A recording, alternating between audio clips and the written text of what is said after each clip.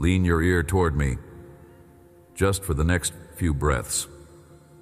A voice has been settling into the room you are sitting in, quieter than the news on your phone, quieter than the argument still running in the back of your head, quieter than the alarm of the morning that has not yet stopped ringing inside your chest. Not the loud answer the world keeps offering. Not the dramatic reply your situation seems to demand. Not the borrowed certainty of a louder believer. A breath. An evening breeze passing through a window you forgot was open. In this moment, before these minutes together are done, allow me to teach your interior why the hush around your prayer has not been the silence of a father who has gone away. And let me set in your hand a single line I spoke in a borrowed room the evening before everything broke. A line built to give you a kind of calm the world has never been able to manufacture. Stay near. There is no rush in the room. The peace I give does not depend on the noise you are leaving behind. I see you. Your ear has been training itself for years to hear the worst sound first, and you have stopped noticing the cost of that listening. A wife sits at the kitchen table with her second coffee gone cold, her phone face down because every notification has been bringing news she did not want. She is not invisible to me.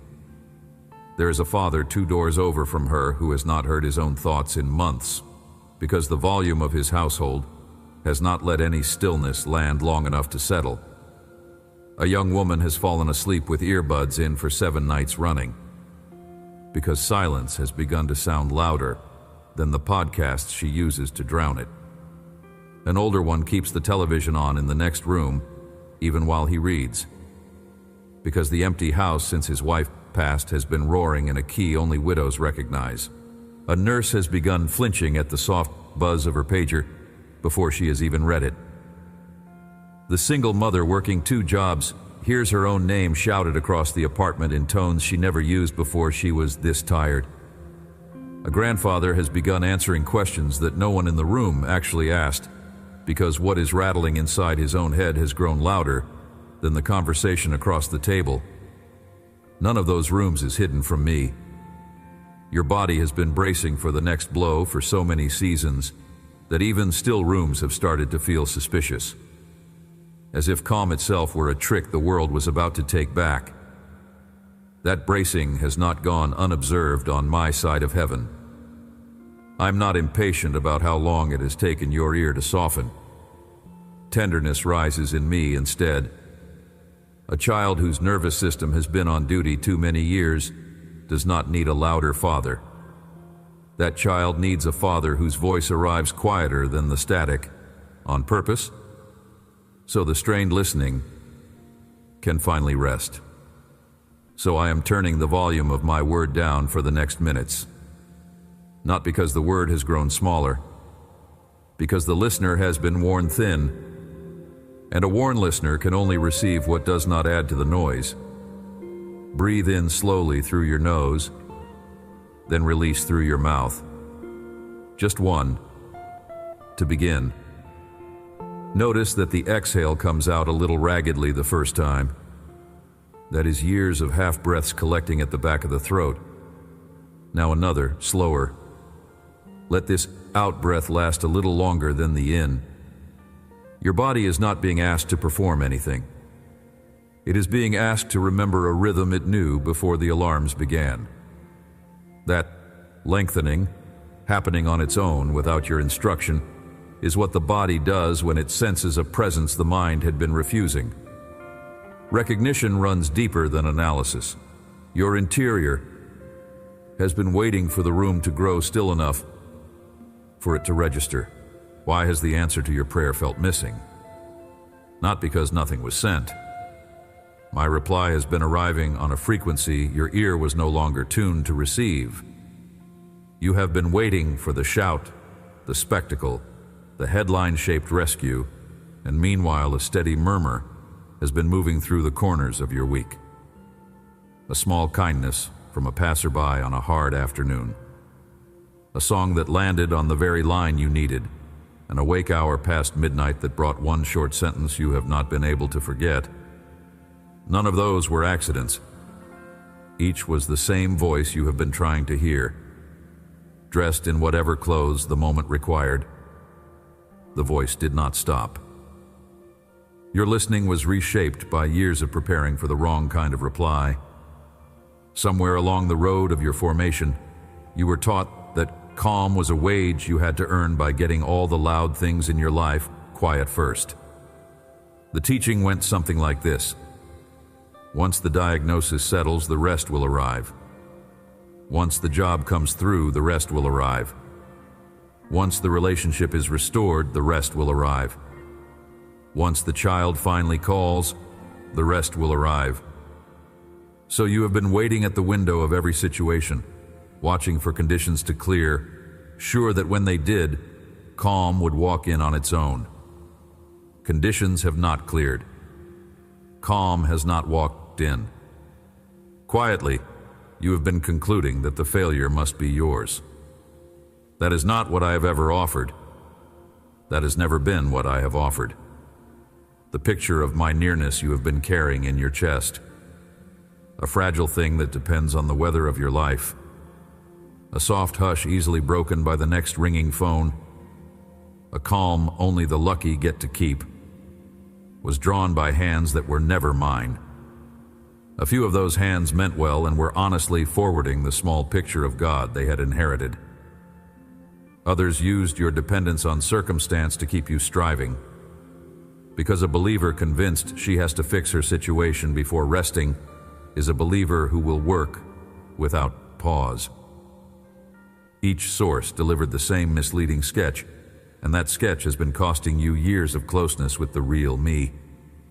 Slide it face down on the side table. I will describe how my calm actually arrives and into what kind of room. What I am offering is not the stillness that comes after the storm. It is the stillness that comes inside the storm. The world's version requires circumstance to cooperate. Mine does not. The world's version is a roof that holds only on dry days. Mine is a roof that holds in the rain. The world's version is what you feel once the bills are paid, the diagnosis improves, the child returns home. Mine is what you can carry while the bills are still unpaid. The diagnosis is still uncertain, the child is still away. That is the entire difference. That is what the night I spoke this word was about. Soften your gaze and pause here for a moment. Do not fix your eyes on any one thing. Allow the soft edges of the room to come back into view, the corner you usually do not look at, the spot of light on the floor you have stopped noticing, the small empty space between two pieces of furniture. Soft attention is not lazy attention. Soft attention is what lets a presence be felt without the eye having to chase it. Your eyes have been pointed at the loud parts of your life for so long they have forgotten how to receive the gentle parts. Allow them 3 breaths of unfocused looking. A voice arriving in the room does not require eye contact. It only requires the willingness to stop grabbing at the world for a moment. I want to tell you about a night when my calm was given in the worst circumstances I had ever sat inside as a man. You may have heard pieces of it before. Let me hand you the whole evening, slowly. So the sentence I left in the middle of it will land in your hand with the weight it had when I first spoke it. Picture a borrowed room above a courtyard in a city that had grown crowded for the feast. A long, low table, the remains of bread on a cloth, a few cups not yet cleared. 12 men around me whose eyes have begun to dart toward one another because something in my voice has shifted in the last hour. They cannot name what has shifted. They only sense it. Candles on the side are burning down. A window is open to the night air. Somewhere in the street below, soldiers are already being gathered who do not yet know whose face they will arrest before sunrise. They did not know yet that I was going to be betrayed inside the next several hours. They did not know yet that one of their own would walk down the stairs to point the guards toward me. They did not know yet that the rest of them would scatter into the dark, that the loud one would deny knowing my name 3 times before the rooster found its voice, that my body would be hung on a Roman tool the next afternoon for everyone they loved to watch. They did not know any of that. They only sensed, the way a person senses a coming rain, that the night was about to take a turn none of them was ready for. I looked around the table at 12 faces about to be undone. I did not flinch from what was coming for them. I did not soften it into something easier to hear. I told them plainly that I was leaving, that the time we had walked together was about to end in a way none of them had imagined. And then, in the very center of the most frightening sentence I had spoken to them in 3 years, I left them a gift. Hear what I told them. John, chapter 14, verse 27. Peace I leave with you. My peace I give to you. Not as the world gives do I give to you. Let not your hearts be troubled, neither let them be afraid. Sit beside me at that table for a moment. Do not race past the sentence. More breath lives inside it than a quick reading will release. Listen first to the verb. Leave. Not describe to you, not promise to you for the future, not give to you once your situation improves. Leave. A leaving is what a person hands over the moment before walking out the door. A leaving is final. A leaving is yours to keep after the giver has gone. What I was setting on that table was not a promise to be claimed later. It was a substance being handed across right then, in a room with breadcrumbs and lamplight, into hands that were about to face the worst night of their lives. The gift was being handed over before the trouble arrived.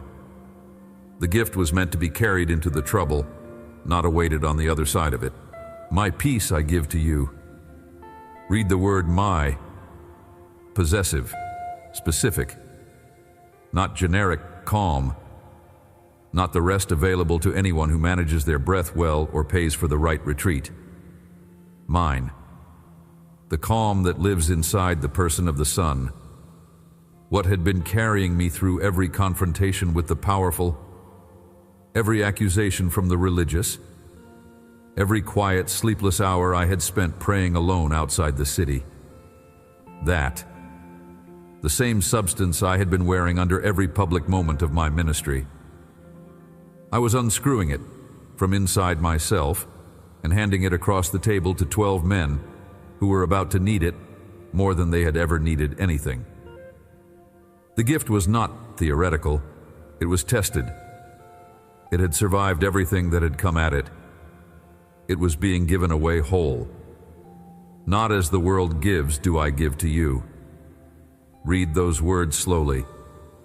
Worldly calm is a wage paid for cooperation. Pay the bill, and you get the receipt, and the worry leaves. Solve the problem, and you earn the rest. Negotiate the right outcome, and the nervous system finally exhales. That kind of giving is transactional. It depends on conditions cooperating. The moment conditions shift, what the world handed you evaporates. Every calm the world has ever sold you has come with an expiration date stamped on it. You have known this in the quiet hours. You have made it through one storm only to discover the next storm was already at the door and your reserves were empty again. My giving is different. My giving does not depend on conditions cooperating. My giving arrives whole into a hand that is still holding the bills, still waiting for the test result, still missing the person who has not come back. Whatever you have been required to fix first in order to deserve rest, set that requirement down. What I am offering does not run on that fuel. It runs on my word, which I have been speaking over your life since before you knew the syllables of my name. Supply is fueled by the giver, not by the receiver's circumstances. As long as I am giving, the supply does not run out. Regardless of what the room looks like, let not your hearts be troubled, Hear the verb again. Not, your hearts will not be troubled. Not, the trouble will not arrive. Let not, an invitation, not a guarantee. Trouble will arrive. That very night the disciples were going to be terrified within 18 hours. And I was not pretending otherwise. The invitation was to refuse to let trouble run the negotiation alone. You can feel the fear in your chest and still not let it govern the next decision. You can carry a worry through the day and still not let it dictate the tone you bring to the people around your table. Let not is the small daily refusal. Trouble can be at the door. You decide whether it gets the seat at the head of the table. Neither let them be afraid. The second invitation is layered into the first. Fear is allowed to visit.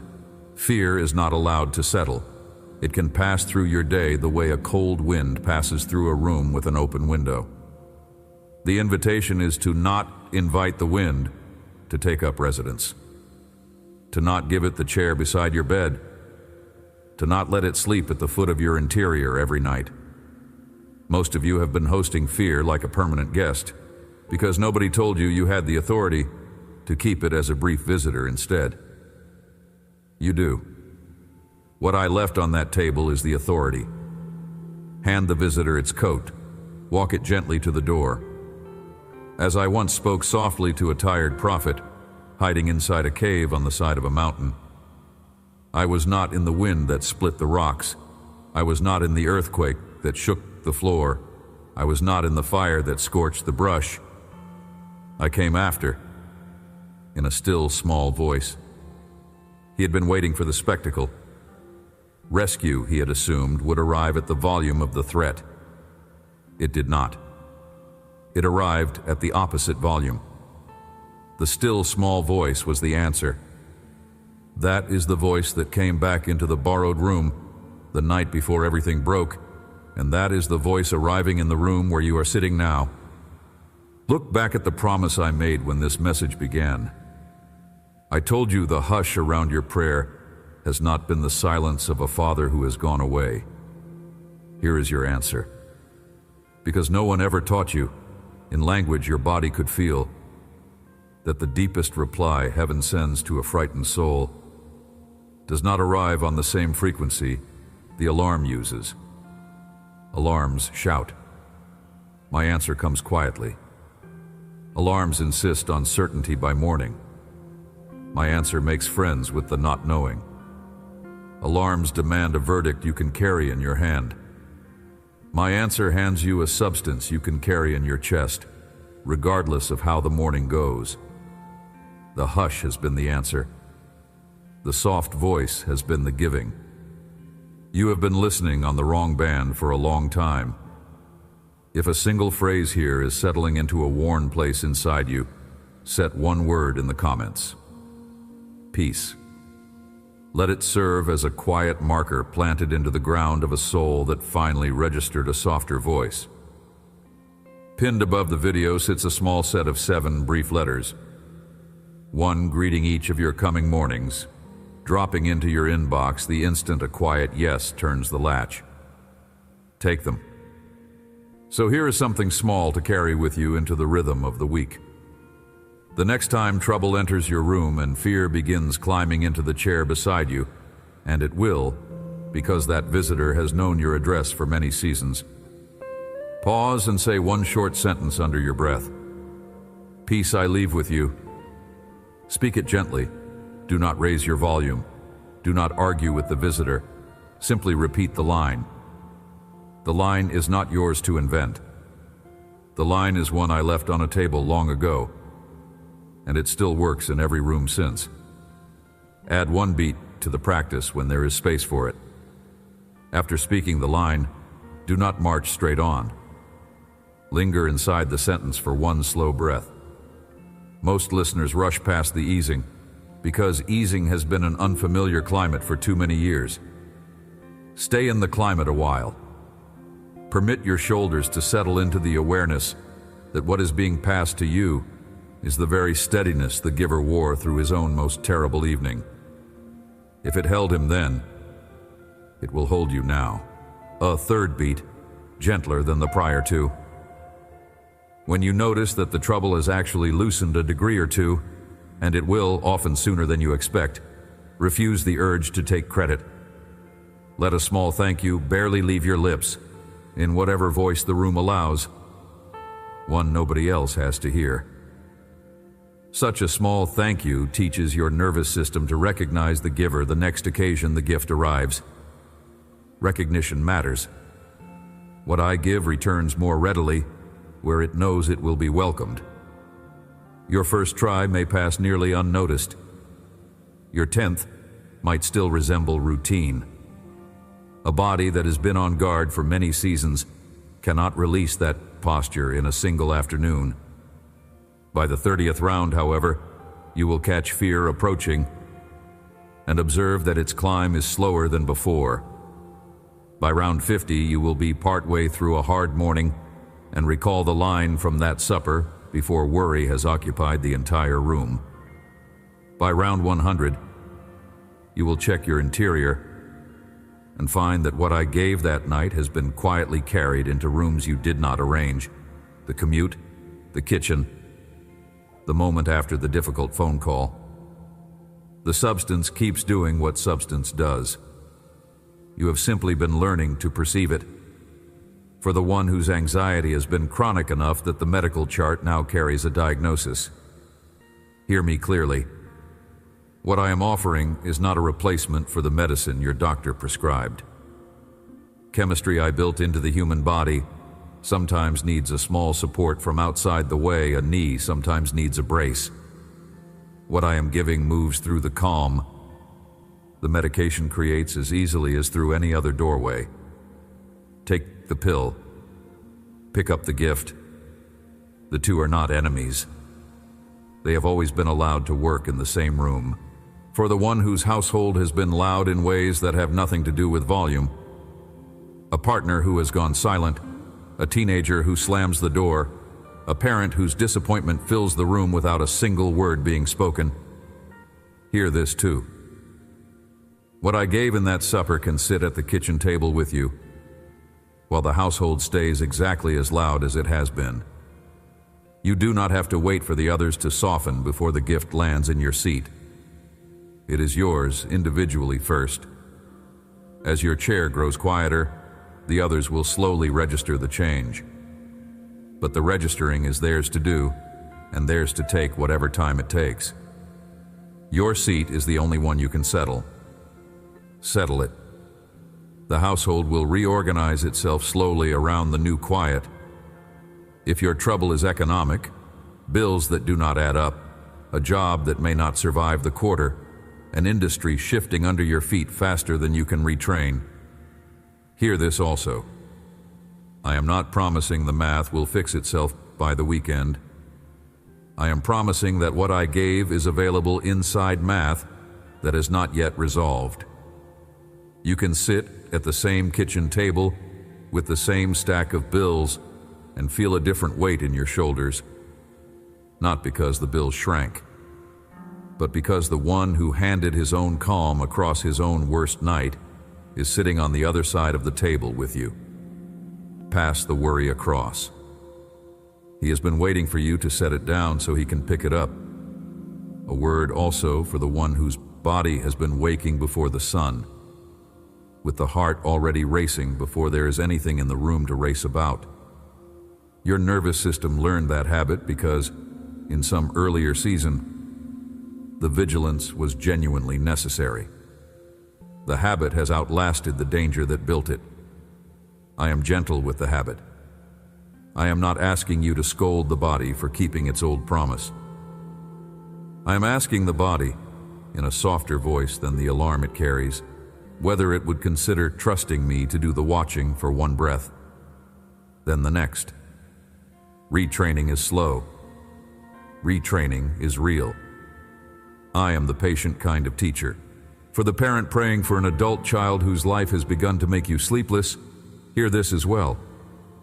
What I left at that supper can be carried by you on behalf of the child who has not yet learned to carry it themselves. Your prayer for them does not return empty, even when their circumstances look unchanged. What you receive in your chair is one of the channels through which the gift eventually reaches theirs. Steady your seat. The young one is being guarded by a watch that does not sleep, and your own settled chair is part of the architecture of that watch. To the one whose grief has been long enough that other people have stopped asking how it is going, hear me. What I am offering does not require your grief to end first. Grief and rest can occupy the same chest. You can weep and be held in the same hour. The two are not in competition. Many of my most loved sons and daughters across the centuries learned this exact gift precisely because grief had hollowed out enough room inside them for it to land. The hollowness was not a defeat. It was the cup that finally had space to be filled. Hear one more word for a listener currently moving through a chapter of unusual ease. Bills paid, household calm, body cooperating. Ease is its own variety of vessel, with its own variety of risk. An easy chapter can quietly persuade the soul that what I give depends on circumstance. It does not. Ease at this hour is a separate gift, and it is not the same substance as what I gave that night. Practice the line in this chapter anyway. Peace I leave with you. Practicing in the calm hour trains the muscle that must know the line in the loud hour, eventually coming for everyone. The gift itself travels. Take it with you into changing weather. Repeat the mantra one more time as a friend leaves a true sentence at the doorway on the way back out into the evening. The peace I give does not depend on the noise you are leaving behind. Carry it into the corners of your coming days the way someone carries a small lamp down a long hallway. Murmur it at the red light. Press it gently against your sternum when the news lands wrong. Speak it under your breath when the household grows loud and your own chair starts to wobble. It stays true whether or not your senses can confirm it in the moment. A gift handed at that supper does not require your verification. A substance handed by the Son does not require your supervision. Both have been mine to give, and mine to give means given for keeps. Draw one more slow breath in through the nose. Hold for a heartbeat at the crest. Send it back out through the mouth, drawing the exhale longer than the inhale. A long exhale signals to your body that no blow is incoming. It tells your ribs that the one who handed his own steadiness across his own most terrible evening has not vacated his seat. A long exhale is perhaps the smallest amen any body can offer, and it reaches heaven with the same fullness as any spoken prayer has ever carried. A pair of those breaths will return you, kindly, into the rest of the hours you stepped out of when you settled in to listen. You will be a little different walking back. Your surroundings will be the same. The gift will be the same. Only your chest, returning, will have grown softer, because it will at last have recognized what was being handed over all along. Amen. Should anything here have settled where the bracing has been loudest, a small set of 7 brief letters is already prepared in the pinned spot below. One greeting each of your coming mornings, delivered the instant a quiet consent lifts the gate. Take them. Forward this to someone whose ear has been straining for an answer at the wrong volume. Tap subscribe so the next word reaches your feed before the old alarm starts to talk first. What I left on that supper table was never meant to be received alone.